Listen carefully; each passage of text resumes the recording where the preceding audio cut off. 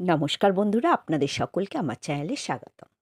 আমার মাতা পিতাকে প্রণাম জানিয়ে, গুরুদেবের চরণে সশস্ত্র প্রণাম জানিয়ে আজকের পাঠ শুরু করছি।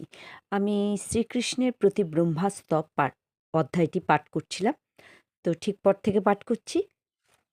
হে পরম প্রভু, মানব সমাজের ইতিহাসে বহু দৃষ্টান্ত রয়েছে যেখানে মানুষ বহু প্রচেষ্টার মাধ্যমেও পারমার্থিক স্তরে অধিষ্ঠিত হতে সক্ষম হয়ে কায়মনোবাক্যে আপনার সেবা করার ফলে আপনার দিব্যধামে প্রবেশ করবার সর্বশ্রেষ্ঠ সিদ্ধি লাভ করেছেন। ভক্তিযুক্ত সেবা ছাড়া জ্ঞান বা ধ্যানের মাধ্যমে আপনাকে জানা যায় না। তাই এই জড়জাগতিক কার্যে লিপ্ত থাকার সময়েও আপনার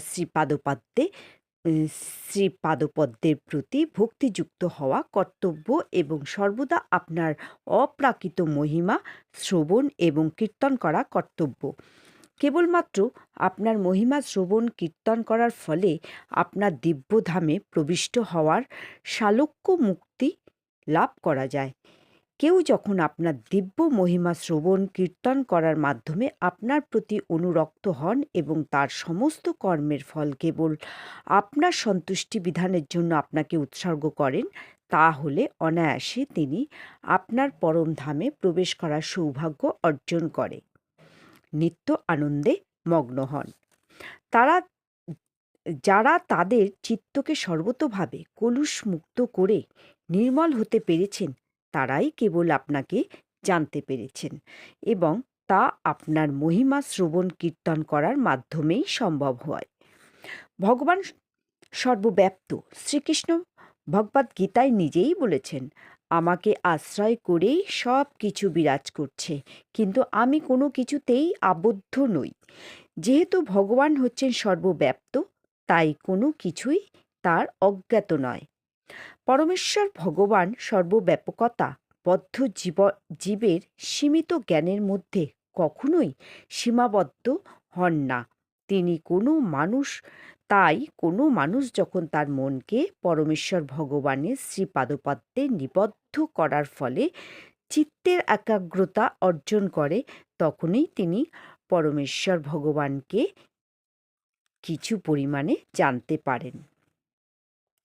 যে মানুষ তার সমস্ত ইন্দ্রিয়গুলিকে ভগবানের সেবায় সর্বদা যুক্ত রাখতে সক্ষম হয়েছেন, তিনি কেবল তার মনকে দমন করতে পারেন এবং তার চিত্তকে পরমেশ্বর ভগবানের শ্রীপাদপদ্মে নিবদ্ধ রাখতে পারেন। পরমেশ্বর ভগবানের শ্রীপাদপদ্মে চিত্তের এই একাগ্রতার নামই হচ্ছে সমাধি। এই সমাধি স্তরে অধিষ্ঠিত না হলে পরমেশ্বর ভগবানকে জানা সম্ভব নয়। বেদান্ত সূত্রের প্রথমেই বলা হয়েছে যে পরমেশ্বর ভগবানই হচ্ছেন সমস্ত গুণের উৎস। সাধারণত তাকে বলা হয় নির্গুণ, অর্থাৎ তিনি সব গুণের গুণ থেকে মুক্ত। ভগবান শ্রীকৃষ্ণের শক্তি পরীক্ষা করার জন্য ব্রহ্মা অত্যন্ত সন্দিহান জীব রূপে ভগবানের সামনে উপস্থিত হয়েছিলেন। তিনি ভগবানের গোবৎস এবং সখাদের হরণ করে দেখতে চেয়েছিলেন কিভাবে ভগবান তাদের পুনরুদ্ধার করেন। এইভাবে আচরণ করার পর ব্রহ্মা স্বীকার করেছিলেন যে তার সেই প্রচেষ্টা চরম ধৃষ্টতায় পরিণত হয়েছে, কেননা তিনি সমস্ত শক্তির উৎস। পরমেশ্বর ভগবানের কাছে তার নিজের শক্তি পরীক্ষা করছিলেন। প্রকৃতিস্থ হওয়ার পর ব্রহ্মা দেখলেন যে এই জড়া প্রকৃতির সমস্ত জীবের তুলনায় যদিও তিনি হচ্ছেন সব চাইতে শক্তিশালী, কিন্তু পরমেশ্বর ভগবানের শক্তির কাছে তার শক্তি নিতান্তই নগণ্য।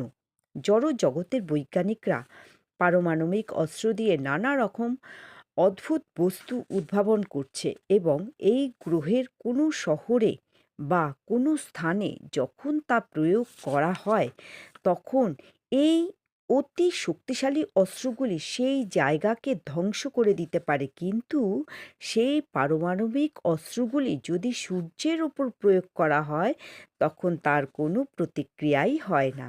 তেমনি শ্রীকৃষ্ণের গোবৎস এবং গোপ সখাদের চুরি করার মাধ্যমে ব্রহ্মা তার অদ্ভুত যৌগিক শক্তির প্রদর্শন করেছিলেন ঠিকই, কিন্তু শ্রীকৃষ্ণ যখন অনায়াসে সেই গোবৎস এবং গো বালকদের সৃষ্টি করে তার অচিন্ত্য শক্তি প্রদর্শন করলেন, তখন ব্রহ্মা বুঝতে পারলেন যে ভগবানের শক্তির কাছে তার শক্তি কত নগণ্য। ব্রহ্মা পরমেশ্বর ভগবানকে অচ্যুত বলে সম্বোধন করলেন, কেননা তার প্রতি তার ভক্তের অতি নগণ্য সেবাও তিনি কখনো ভুলে যান না।